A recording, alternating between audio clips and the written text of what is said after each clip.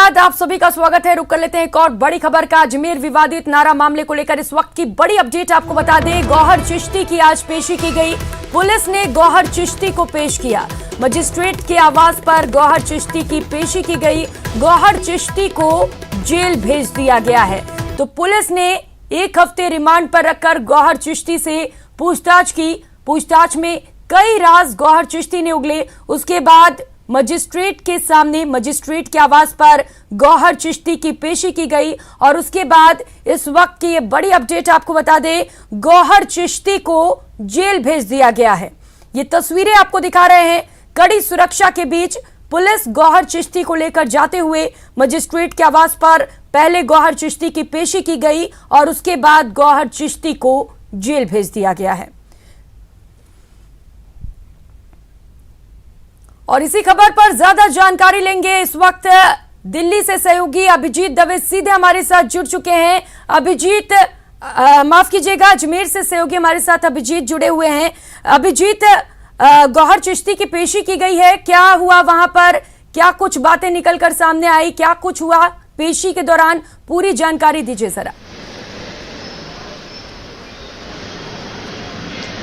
देखिए प्रियंका, जो पिछले 7 दिन से अजमेर पुलिस लगातार गौहर चिश्ती के अनुसंधान से पूछताछ में जो कुछ भी निकल के सामने आ रहा था उसको जिस तरीके से गोपनीय रख रही थी, ठीक वही तरीका जो है आज पुलिस ने रिमांड अवधि पूरी होने के बाद जब गौहर चिश्ती को कोर्ट में पेश करना था उसमें भी वही गोपनीयता बरती है। कोर्ट समय शुरू होने से पहले ही सीजेएम के आवास पर पुलिस ने जो है गौहर चिश्ती को पेश किया था और कोई रिमांड पुलिस की ओर से नहीं मांगा गया, जिसके बाद कोर्ट ने, जो मजिस्ट्रेट है, उन्होंने गौहर चिश्ती को जुडिशियल कस्टडी में भेजने के आदेश दे दिए। उसके बाद गौहर चिश्ती को जो है हाई सिक्योरिटी जेल में शिफ्ट किया गया है। ये वही हाई सिक्योरिटी जेल है जहां पर उदयपुर कन्हैयालाल साहू हत्याकांड के तमाम 7 आरोपी जो हैं वो बंद हैं। इसके अलावा गौहर चिश्ती विवादित नारा मामले में जो पूर्व में 4 आरोपी अरेस्ट किए गए थे वो भी इसी हाई सिक्योरिटी जेल में बंद है और अब गौहर चिश्ती भी इसी हाई सिक्योरिटी जेल में रहेगा। जो 7 दिन की पूछताछ गौहर चिश्ती से पुलिस ने की उसमें कोई सनसनीखेज या कोई बड़े खुलासे अभी तक निकलकर सामने नहीं आए, लेकिन जो मोबाइल जब्त किए गए हैं पुलिस की ओर से उसकी फॉरेंसिक डिटेल में कुछ आपत्तिजनक वीडियो जरूर पुलिस को बरामद हुए हैं, जिसके बारे में पुलिस जो है पड़ताल कर रही है। हालांकि अभी तक के जो हमारे सूत्र हमें बता रहे हैं किसी तरह का कोई भी कनेक्शन उदयपुर हत्याकांड से पुलिस जो है वो एस्टैब्लिश नहीं कर पाई है, ना हो पाया है। लिहाजा पुलिस ने जो है इंट्रोगेशन को अभी इनिशियल लेवल पर कंप्लीट मानते हुए आज जब उसको कोर्ट में पेश किया, मजिस्ट्रेट ने पेश किया, तो उसकी जुडिशियल कस्टडी करवाई गई है। प्रियंका जी। अभिजीत, लेकिन ये जो मोबाइल की फॉरेंसिक रिपोर्ट थी अभिजीत, उसे बेहद अहम माना जा रहा था। इस मोबाइल की फॉरेंसिक रिपोर्ट में क्या कुछ बातें निकलकर सामने आई, जरा बताइएगा।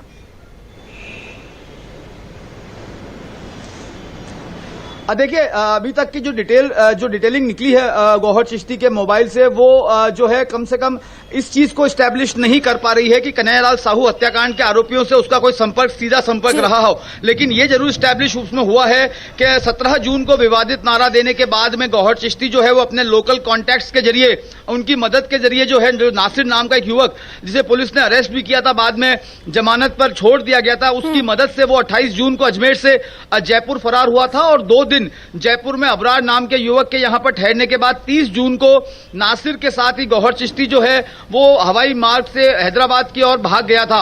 ये कुछ एक चीजें जो है वो एस्टैब्लिश हुई हैं। इसके अलावा 17 जून के विवादित नारे से पहले 16 जून को जो गौहर चिश्ती ने मीटिंग रखी थी, उस मीटिंग में कौन कौन लोग को बुलाया गया था, कौन कौन लोग शामिल हुए थे, उन तमाम बातों का डिटेलिंग आई है। पुलिस जो है अब उसके जो मोबाइल की डिटेल रिपोर्ट आई है उसके आधार पर वेरिफिकेशन के काम को आगे बढ़ाएगी और जो आने वाले दिन है, चूंकि अब गौहर चिश्ती को जुडिशियल कस्टडी में भेज दिया गया है अधिकतम 15 दिन के लिए, तो अब पुलिस जो है उन तमाम जो फैक्ट्स निकल के आए हैं इंट्रोगेशन के दौरान, उन तमाम फैक्ट्स को वेरीफाई करेगी, क्रॉस चेक करेगी और जितने भी कनेक्शंस हैं उनको एक बार एस्टैब्लिश करने का प्रयास करेगी। प्रियंका जी बिल्कुल अभिजीत, जितने भी फैक्ट्स निकल कर आए हैं अब उन्हें वेरीफाई किया जाएगा और हो सकता है उसके बाद और भी अहम खुलासे हो मामले पर। बहुत शुक्रिया आपका अभिजीत इन तमाम जानकारियों के लिए। और रुक लेते हैं एक और बड़ी खबर का। जैसलमेर से ये बड़ी खबर है जहां पर जमीन विवाद में खूनी जंग हुआ। खूनी संघर्ष में एक युवक की हत्या कर दी गई। लंबे समय से ये विवाद चल रहा था। गुरुवार रात गांव से बाहर ये विवाद हुआ। झिंझिनियाली क्षेत्र के कोठा गांव की ये घटना बताई जा रही है। तो झिंझिनियाली थाना पुलिस फिलहाल मौके पर पहुंच चुकी है। जिला अस्पताल की मोर्चरी में शव को रखवाया गया है। ये तस्वीर आपको दिखा रहे हैं जहां पर जमीन विवाद को लेकर खूनी जंग देखने को मिला और इस जंग में एक युवक की मौत हो गई है। तो फिलहाल पुलिस मौके पर पहुंच चुकी है और मौके पर पहुंचकर तफ्तीश की जा रही है, मौका मुआयना किया जा रहा है और तमाम तथ्य खंगाले जा रहे हैं।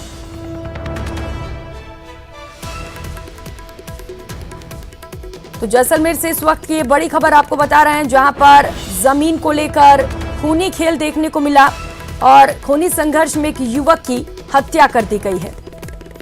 गांव के बाहर इस वारदात को अंजाम दिया गया है। तो फिलहाल मृतक के शव को पोस्टमार्टम के लिए भेज दिया गया है और पुलिस मामले की जांच में जुटी है।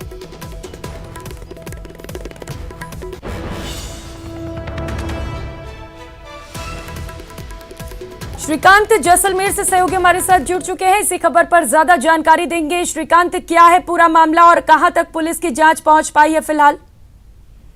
जी, मैं आपको बता दूं कि गुरुवार देर रात एक जमीनी विवाद को लेकर खूनी संघर्ष हुआ जिसमें एक युवक की मौत हो गई। इन दो परिवारों के बीच लंबे समय से जमीन को लेकर विवाद था और जोगराज पुत्र नेत सिंह 42 वर्षीय युवक की जो है वो कल उसके साथ मारपीट हुई, जिसके बाद उसकी मौत हो गई। झिंझिनियाली थाना क्षेत्र के कोठा गांव का ये सारा मामला बताया जा रहा है। अब उस युवक के शव को जिला अस्पताल की मोर्चरी लाया गया है जहां पर जो है युवक का पोस्टमार्टम किया जाएगा। वहीं पुलिस का कहना है कि अब जो है देर रात का मामला है, अब उस पर रिपोर्ट दर्ज जो है परिवार अब करवा रहा है, जिसके बाद जो है अनुसंधान कर इन लोगों को प्राथमिक दृष्टिया की अगर बात करें तो पुलिस का मानना है कि एक युवक के साथ बर्बरता से मारपीट की गई है। कुछ 3 लोगों ने जो है मिलकर मारपीट की, ऐसा मामला बताया जा रहा है। लेकिन जमीनी विवाद की अगर बात करें तो कुछ 15-20 दिन पहले भी इस युवक के साथ मारपीट हुई थी। करीब 6 से 7 वर्ष से ये विवाद जो है वो लगातार जारी है। ये ग्रामीण क्षेत्र के पास ही गांव से जब बाहर निकलते वहां किसी जमीन का मामला है जहां पर युवक के साथ मारपीट की गई। जी, और बिल्कुल श्रीकांत, अब इस जमीनी विवाद में एक युवक की हत्या भी कर दी गई है और जैसा कि आपने बताया कि परिजनों की ओर से रिपोर्ट भी दर्ज करा दी गई है, FIR दे दिया उन्होंने। अब किस तरीके से मामले पर जांच की जा रही है, कब तक आरोपियों की गिरफ्तारी होगी, क्या पुलिस ने इसे लेकर कोई बयान दिया है अब तक? जी, मैं आपको बता दूं कि जब पुलिस से बातचीत की तब उनका कहना है कि अभी तक परिवार में जो है वो रिपोर्ट अब दे रही है। परिवार रिपोर्ट जैसे ही देगी FIR दर्ज करके इसका अनुसंधान जो है वो शुरू कर देंगे। वहीं उन लोगों की पहचान की जा रही है जिन लोगों ने उस युवक के साथ मारपीट की, क्योंकि ठीक है श्रीकांत, तो लोगों की पहचान की जाएगी, उसके बाद गिरफ्तारियां होंगी। बहुत शुक्रिया आपका इन तमाम जानकारियों के लिए। और एक और बड़ी खबर इस वक्त जयपुर से सामने आ रही है जहां पर विश्वकर्मा इलाके में एक युवक का शव मिला है। पत्थर से सिर कुचलकर युवक की हत्या की आशंका जताई गई है। बदमाशों ने हत्या के बाद शव को नाले में फेंक दिया। सुभाष यादव के रूप में मृतक की शिनाख्त की गई है। पुलिस ने एक संदिग्ध को भी हिरासत में लिया है। तो मृतक सुभाष यादव बिहार का रहने वाला था। 25,000 की लालच में दोस्त विक्रांत ने यह हत्या की है। फिलहाल ये आशंका जताई जा रही है 19 जुलाई से सुभाष यादव लापता चल रहा था और जो आरोपी है विक्रांत, वो बताया जा रहा है कि लखनऊ का रहने वाला है। आरोपी और मृतक विश्वकर्मा इलाके में फैक्ट्री में काम करते थे। विष्णु हमारे साथ सहयोगी जुड़ चुके हैं, ज्यादा जानकारी देंगे। विष्णु, पूरी जानकारी दीजिए इस खबर को लेकर। देखिए प्रियंका, ये जो मामला है वो जयपुर के विश्वकर्मा थाना इलाके का मामला है जहां पर 19 तारीख को बिहार का रहने वाला सुभाष यादव नाम का जो व्यक्ति था वो लापता हो गया था।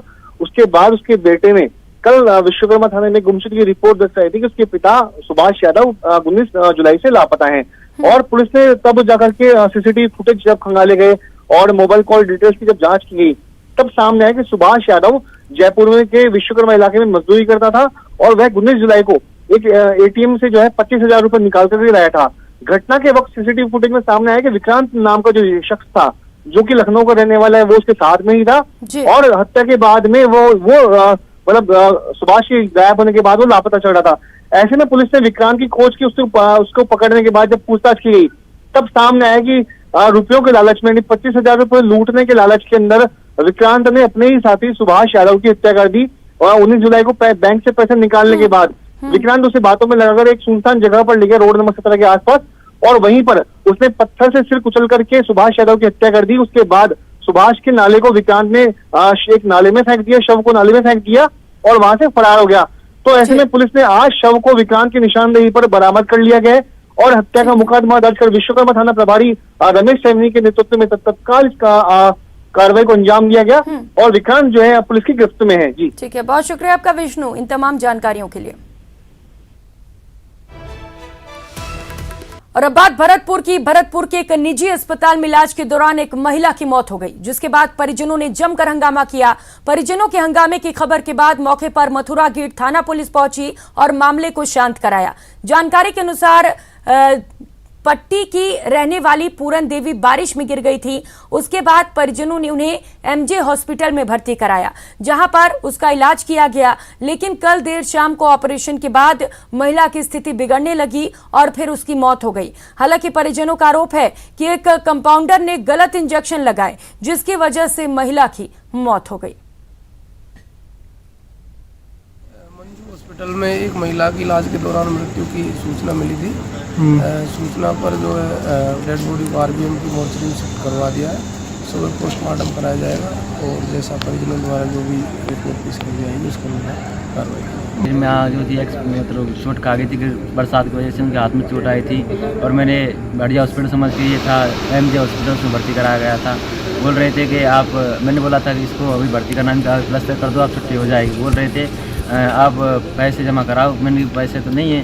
बोल रहे तो कितने पैसे लगा सकते हो आप? मैंने सर मेरे पास पैसे हो ही नहीं सकते। फिर बोले मेरे बहुत करीब आदमी हूँ साहब। बोले तो आप कुछ पैसे जमा करा दें। फिर बोले आपके पास भामाशाह कार्ड में? सर वो तो मेरे पास है। बोले भामाशाह के द्वारा आपका ट्रीटमेंट हो जाएगा। उधर कोटा में साइलेंसर से पटाखों की आवाज निकालकर लोगों में दहशत पैदा करने वाले शरारती तत्वों के खिलाफ कार्रवाई की गई। अलग अलग इलाकों में हो रही नाकाबंदी के दौरान तैनात पुलिसकर्मियों ने ऐसी मोटरसाइकिलों को जब्त कर उनके खिलाफ कार्रवाई की। बसंत विहार इलाके में कार्रवाई करते हुए कई मोटरसाइकिलों को जब्त किया गया। आपको बता दें, शरारती तत्वों के लोग बुलेट सहित कई बाइक्स पर साइलेंसर में से पटाखों वाली आवाज निकालकर लोगों को डराते रहते हैं।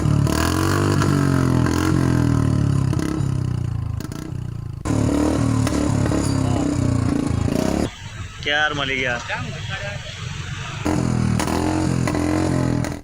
ऐसे युवकों पे फोकस रहता है जिनकी मोटरसाइकिल मॉडिफाइड मोटरसाइकिल जिनमें एक पटाखे की आवाज़ होती है, वो एकदम रेस लगा के और आवाज़ की, जिससे बिल्कुल आम जन में बहुत शोर का प्रभाव पड़ता है। और कुछ मॉडिफाइड जिन पे लड़के बैठे रहते हैं 2-2 3 और पावर बाइकों को जब्त की है, पटाखों वाली और पावर बाइक के लड़के उनको जब्त किया गया।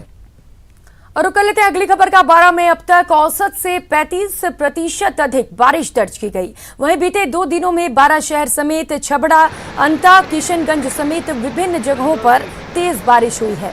बारिश के चलते जिले की कई नदियां उफान पर हैं, जिसके चलते ग्रामीण क्षेत्रों में रास्तों पर बनी पुलियाओं, रपटों पर पानी की 2 से 4 फीट तक चादर चल रही है।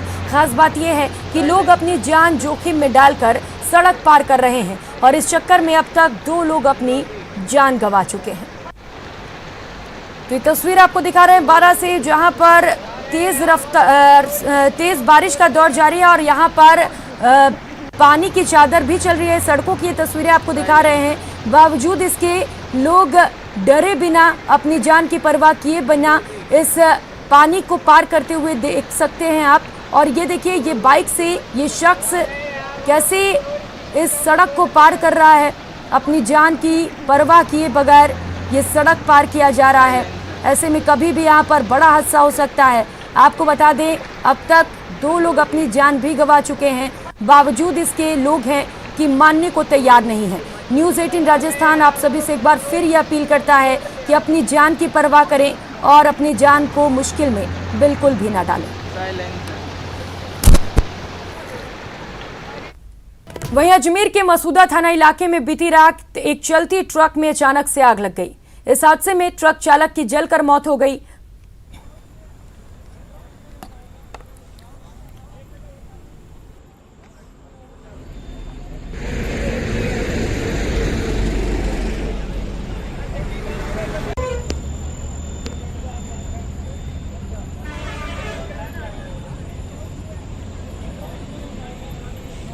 तो ये तस्वीर आपको दिखा रहा है अजमेर से, जहां पर चलती ट्रक में किन्हीं कारणों से अचानक से आग लग गई और बताया जा रहा है कि चालक की जलकर मौत हो गई है, जबकि खलासी ने कूदकर अपनी जान बचा ली है।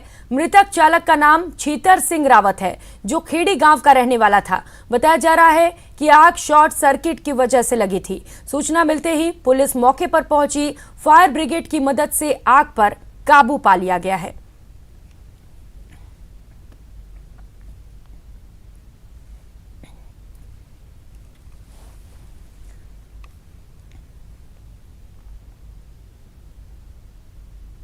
इस बुलेटिन में फिलहाल इतना ही। मुझे दीजिए इजाजत। नमस्कार।